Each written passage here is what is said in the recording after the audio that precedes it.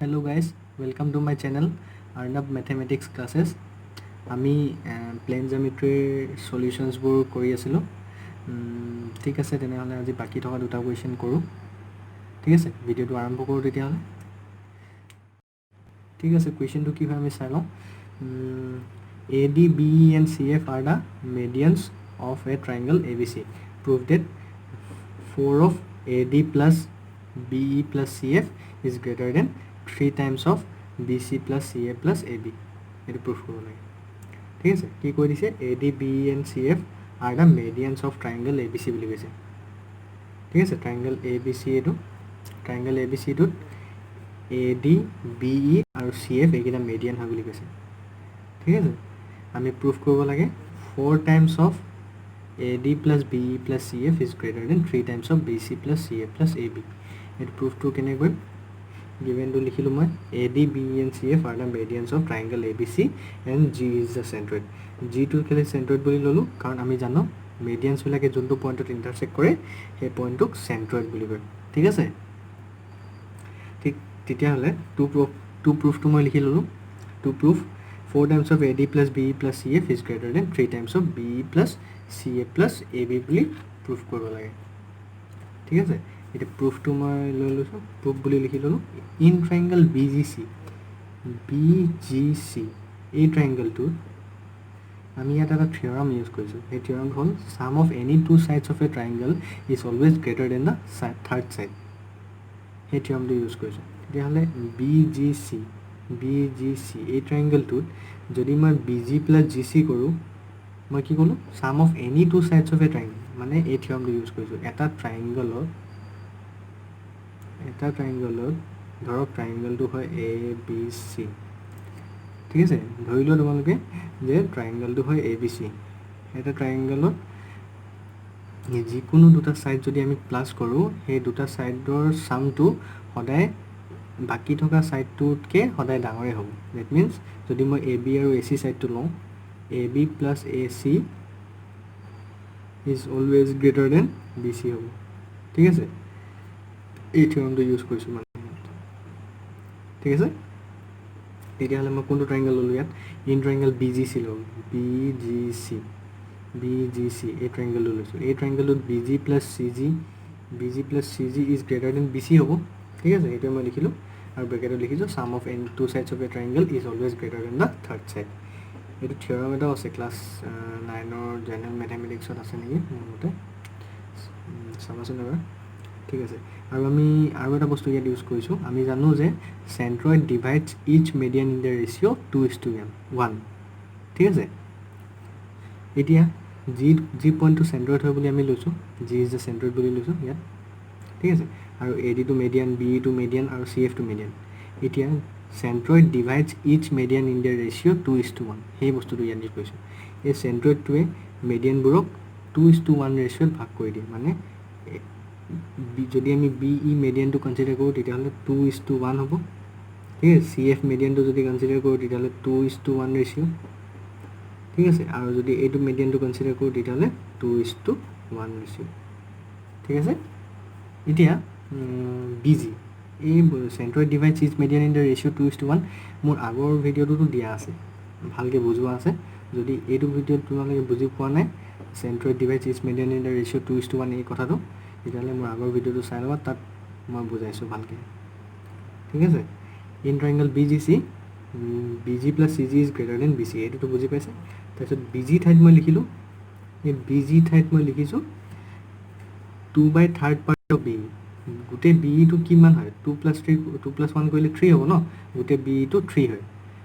BGটো 2 আৰু GEটো 1। ঠিক আছে, তেতিয়াহ'লে BGটো হ'ব 2/3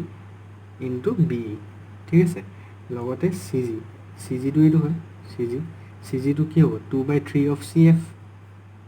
ঠিক আছে, 2/3 CF গ্ৰেটাৰ দেন BCটো BC ৰাখিলোঁ। ঠিক আছে, এতিয়া ইয়াতো 2/3 আছে, ইয়াতো 2/3 আছে, 2/3টো কমন ল'লোঁ, থাকিলে BE plus CF is greater than BC। ঠিক আছে, BE plus CF is greater than BC থাকি গ'ল। এতিয়া 3টো এইফালে লৈ গ'লোঁ, 3 to এইফালে লৈ গ'লে 3 টাইমছ অফ BC হ'ব আৰু এইফালে থাকি যাব 2 times of BE plus CF থাকি যাব ঠিক আছে প্ৰথমটো ওলাবলৈ আমি ট্ৰাইংগলটো ল'লোঁ ট্ৰাইংগল BGC ল'লোঁ ঠিক আছে এতিয়া যদি মই ট্ৰাইংগল AGC লওঁ তেতিয়াহ'লে AGC ট্ৰাইংগলটো যদি লওঁ তেতিয়াহ'লে আমি পাম twice of CF plus AD is greater than থ্ৰাইচ of AC পাম ঠিক আছে এইটো প্ৰথমটো মই 1 বুলি মাৰ্ক কৰিলোঁ এইটো 2 বুলি মাৰ্ক কৰিলোঁ সিমিলাৰলি বুলি লিখিছোঁ খালি ট্ৰাইংগলটো চেঞ্জ কৰিব লাগিব হা প্ৰথম ট্ৰাইংগলটো লৈছিলোঁ ট্ৰাইংগল BGC লৈছিলোঁ সেকেন্ডটো ল'বা ট্ৰাইংগল AGC ল'বা থাৰ্ড ট্ৰাইংগলটো ল'বা AGB ল'বা আৰু যদি মেথডটো যদি সেম ইউজ কৰোঁ তেতিয়াহ'লে আমি এনেকৈ পাম এইবিলাক পাম twice of CF plus AD is greater than থ্ৰাইচ of AC পাম এইটো কেতিয়া পাম যেতিয়া ট্ৰাইংগল AGC ল'ম ট্ৰাইংগল AGC ল'লে twice of CF plus AD is greater than থ্ৰাইচ of AC পাম ঠিক আছে আৰু যদি ট্ৰাইংগল AGB লওঁ তেতিয়াহ'লে আমি পাম twice of AD plus BE is greater than থ্ৰাইচ of AB পাম ঠিক আছে এতিয়া যদি মই 1 প্লাছ 2 প্লাছ 3 কৰোঁ তেতিয়া কি হ'ব এতিয়া 1 প্লাছ 2 প্লাছ 3 কৰিলে কি হ'ব লেফ্ট হেণ্ড চাইড প্লাছ কৰিম আৰু ৰাইট হেণ্ড চাইড লগত প্লাছ কৰিম ঠিক আছে twice of BE plus CF plus twice of CF plus AD plus থ্ৰাইচ of AD plus BE হ'ব is greater than থ্ৰাইচ of BC plus থ্ৰাইচ of AC plus থ্ৰাইচ of AB ঠিক আছে তেতিয়াহ'লে ইয়াতো 2 আছে মই কি কৰিম 2টো কমন ল'লোঁ থাকিলে BE plus CF CF plus AD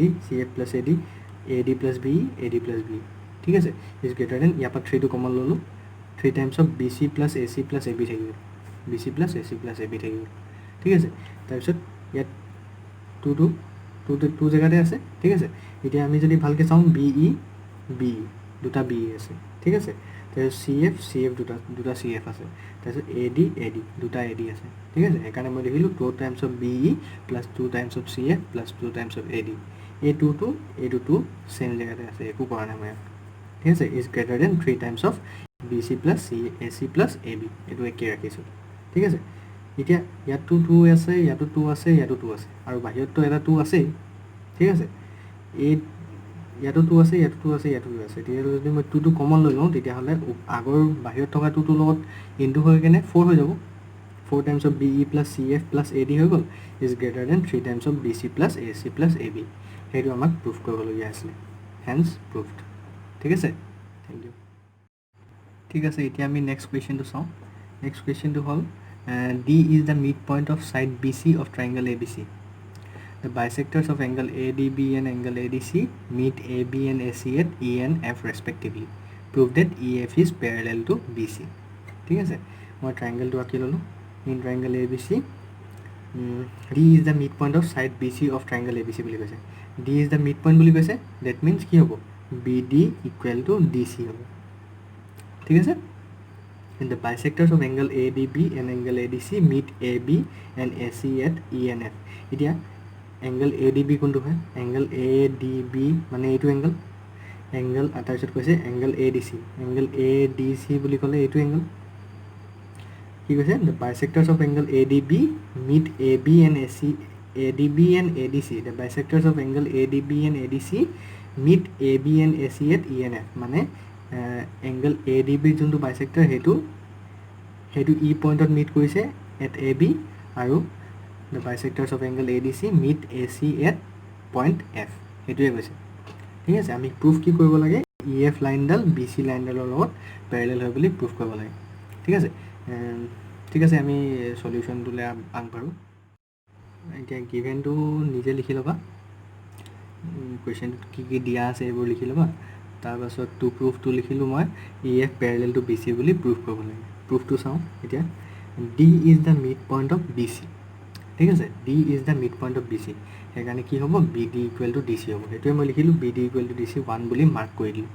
ঠিক আছে এতিয়া ED bisects angle ADB হয় নাই angle ADB ED এ bisect কৰিছে সেইটোৱে মই লিখিলোঁ ED bisects angle ADB ED bisects angle ADB হ'লে আমি angle bisector theorem টো যদি ইউজ কৰোঁ তেতিয়াহ'লে কি হ'ব AE by EB AE by EB is equal to AD by BD হ'ব এইটো কেনেকৈ হৈছে এতিয়া এংগল বাইসেক্টৰ থিওৰাম মই ইয়াত ইউজ কৰিছোঁ এংগল বাইসেক্টৰ থিওৰামটো আছিলেনো কি এটা ট্ৰাইংগলত এটা ট্ৰাইংগল ধৰি লোৱা ABC ঠিক আছে এটা ট্ৰাইংগল আছে সাপোজ ABC তাৰপিছত ভাৰ্টিকেল এংগলটোৰ বাইসেক্টৰডাল ধৰা AD ইয়াত ভাৰ্টিকেল এংগলটো হ'ল A এংগল A টো ভাৰ্টিকেল এংগল বুলি মই কৈছোঁ ঠিক আছে ভাৰ্টিকেল এংগলটোৰ বাইসেক্টৰটো হ'ল AD তেতিয়াহ'লে এনেকুৱা যদি কণ্ডিশ্যন দিয়া থাকে তেতিয়াহ'লে আমাৰ কি হ'ব এংগল বাইসেক্টৰ থিওৰামটো কি কয় in a triangle the bisector of the vertical angle divides the side opposite to angle মানে ভাৰ্টিকেল এংগলৰ অপজিট ছাইডটোক কেনেকৈ ডিভাইড কৰে in the ratio' of the remaining sides মানে আমাৰ এংগল বাইসেক্টৰ থিওৰামটো কি হয় মই আকৌ এবাৰ কৈ দিছোঁ in a triangle the bisector of the vertical angle divides the side opposite to angle in the ratio' of the remaining sides মানে কেনেকৈ ভাগ কৰে AB by AC is equal to BD by DC কৰি দিয়ে ঠিক আছে তেতিয়াহ'লে আমি ইয়াত কোনটো ED bisects angle ADB বুলি লৈছোঁ ED bisects angle ADB ঠিক আছে এতিয়া angle ADB এইটো যদি ভাৰ্টিকেল এংগল ADB D টো যদি মই ভাৰ্টিকেল এংগল বুলি লওঁ তেতিয়াহ'লে ভাৰ্টিকেল এংগলডালৰ বাইসেক্টৰডাল কোনটো ED তেতিয়াহ'লে যদি মই ইয়াত এংগল এইটো ট্ৰাইংগলত যদি মই এংগল বাইসেক্টৰ থিওৰামটো ইউজ কৰোঁ তেতিয়াহ'লে কি হ'ব AE by EB is equal to AD by DB হ'ব AE by EB equal to AD by BD হ'ব ঠিক আছে সেইকাৰণে মই লিখিলোঁ এংগল বাইসেক্টৰ থিওৰাম কিন্তু BD টো আকৌ DC লগত ইকুৱেল হয় সেইকাৰণে মই ইয়াত BD ৰ ঠাইত মই DC পুট কৰি দিলোঁ বাকিবোৰ সেমে ৰাখিলোঁ AE by EB AE by AB ঠিক আছে খালি BD ৰ ঠাইত মই DC পুট কৰি দিলোঁ সেইকাৰণে ইউজিং 1 বুলি লিখিলোঁ BD equal to DC আছিলে কাৰণ D is the mid point সেইকাৰণে BD ৰ ঠাইত মই DC বহাই দিলোঁ ঠিক আছে ঠিক তেনেদৰে also DF bisects angle ADC ঠিক আছে এতিয়া ট্ৰাইংগলটো আকৌ চাওঁ প্ৰথমটো মই কৰোঁতে এংগল ADB লৈছিলোঁ এতিয়া এংগল ADC ল'ম এতিয়া এংগল ADC ক DF এ বাইসেক্ট কৰিছে সেইটো মই লিখিলোঁ DF bisects angle ADC লিখিলোঁ এতিয়া যদি মই আকৌ এংগল ADC এইটো ট্ৰাইংগলটো লওঁ আৰু যদি মই D টো এটা ভাৰ্টিকেল এংগল বুলি কনচিডাৰ কৰোঁ ভাৰ্টিকেল এংগলৰ বাইসেক্টৰডাল কি DF আৰু আমি এংগল বাইসেক্টৰ থিওৰাম মতে কি জানো in a triangle the bisector of the vertical angle divides the side opposite to angle in the ratio of the remaining sides ঠিক আছে সেইটো হয় এংগল বাইসেক্টৰ থিওৰাম তেতিয়াহ'লে কি হ'ব DF bisects angle DF bisects angle ADC তেতিয়াহ'লে কি হ'ব AD by DC equal to AF by FC হ'ব ঠিক আছে সেইটো মই লিখিলোঁ AF by FC equal to AD by DC ঠিক আছে এতিয়া আমি যদি ভালকৈ চাওঁ ইকুৱেশ্যন 2 আৰু ইকুৱেশ্যন 3 টো যদি চাওঁ ৰাইট হেণ্ড সাইড কেইটা ইকুৱেল হৈ আছে AD by DC AD by EDC same হৈ আছে তেতিয়াহ'লে লেফট হেণ্ড সাইড কেইটা ইকুৱেল হ'ব তেতিয়া মই লিখিলোঁ from 2 and 3 we get AE by EB equal to AF by FC লিখিলোঁ ঠিক আছে আৰু এনেকুৱা হ'লে এতিয়া ইয়াত মই লিখিছোঁ তাৰপাছত লিখিছোঁ therefore AF parallel to BC এইটো কেনেকৈ হ'ল ব্ৰেকেটত লিখিছোঁ কনভাৰ্স অফ BPT বা থেলছ থিওৰাম কনভাৰ্স অফ থেলছ থিওৰাম বা BPT থেলছ থিওৰামৰ আন এটা নাম আছিলে BPT মানে বেছিক প্ৰপৰ্চনেলিটি থিওৰাম কনভাৰ্স অফ বেছিক প্ৰপৰ্চনেলিটি থিওৰাম বুলি লিখিছোঁ এতিয়া বেছিক প্ৰপৰ্চনেলিটি থিওৰামটো কি আছিলে চাই লওঁ এবাৰ এটা ট্ৰাইংগলত সাপোজ এটা ট্ৰাইংগল আছে ABC ঠিক আছে এটা ট্ৰাইংগল আছে ABC সাপোজ মই এটা লাইন ড্ৰ কৰিম which is parallel to the side BC এটা লাইন মই ড্ৰ কৰিলোঁ সাপোজ DE BC সাইডটোৰ প্যাৰেলেল হোৱাকে মই ড্ৰ কৰিলোঁ ঠিক আছে if a line is drawn parallel to BC ঠিক আছে তেতিয়াহ'লে কি হ'ব AD by DB equal to AE by EC হ'ব ঠিক আছে এইটো হ'ব মানে in a triangle if a line is drawn parallel to one side of a triangle to bisect the other two sides at distinct points then কি হ'ব AD by DB equal to AE by EC হ'ব মানে মই কি ক'লো if a line is drawn parallel to in a triangle if a line is drawn parallel to one side of a triangle to bisect the other two sides at distinct points then this line divides the other two sides in the same ratio হেতুৱে মই লিখিলোঁ AD by DB equal to AE by EC ঠিক আছে এতিয়া থেলছ থিয়ৰমৰ কনভাৰ্স মানে ওলোটাটো কি হয় ঠিক আছে কনভাৰ্স of থেলছ থিয়ৰমটো ওলোটাটো কি হ'ব ইয়াতে বুজাই দিছোঁ সৰুকৈ কাৰণ মই এই বস্তুটো আগৰ ভিডিঅ'টোত বুজাইছিলোঁ যদি ইয়াত ভালকৈ বুজি নাপায় তেতিয়াহ'লে আগৰ ভিডিঅ'টো চাই ল'ব তাত নিশ্চয় বুজি পাব ঠিক আছে এতিয়া কনভাৰ্স অফ BPT এইটোতো মই বেছিক প্ৰপৰ্চনেলিটি থিয়ৰম বাট থেলছ থিয়ৰমটোৰ কথা ক'লোঁ এতিয়া কনভাৰ্স অফ থেলছ থিয়ৰমটো কি আছিলে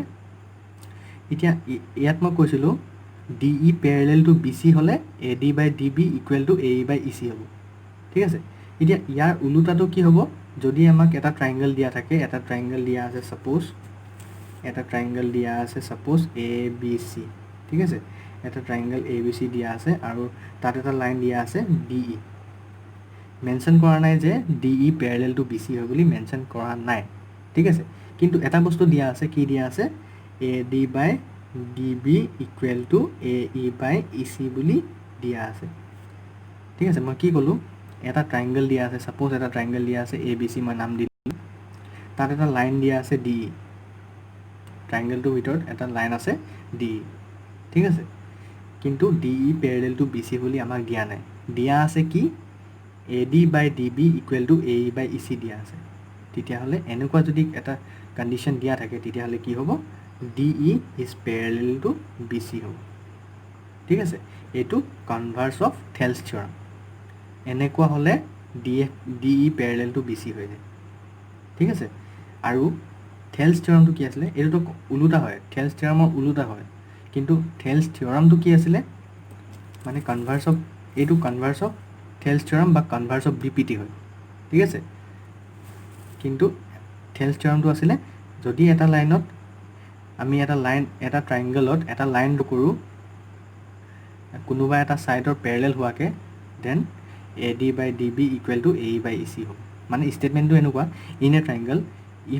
if a line is drawn parallel to one side of a triangle to bisect the other two sides at distinct points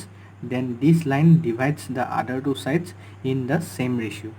AD by DB equal to AE by EC আৰু AD by DB equal to AE by AC বুলি যদি দিয়া থাকে তাৰ মানে কি হ'ব DE is parallel to BC হ'ব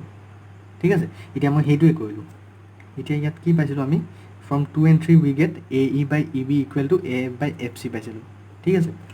ইয়াত AE by EB equal to AF by FC পাইছিলোঁ AE by EB equal to AF by FC বুলি পালোঁ কিন্তু AE by EB equal to AF by FC কেতিয়া হয় যেতিয়া EF parallel to BC হয় EF parallel to BC হ'লেহে এনেকুৱা হয় সেইকাৰণে মই লিখিলোঁ by converse of BPT by converse of BPT EF is parallel to BC বুলি লিখিলোঁ ঠিক আছে বুজি পালা তোমালোকে ঠিক আছে থেংক ইউ দিয়া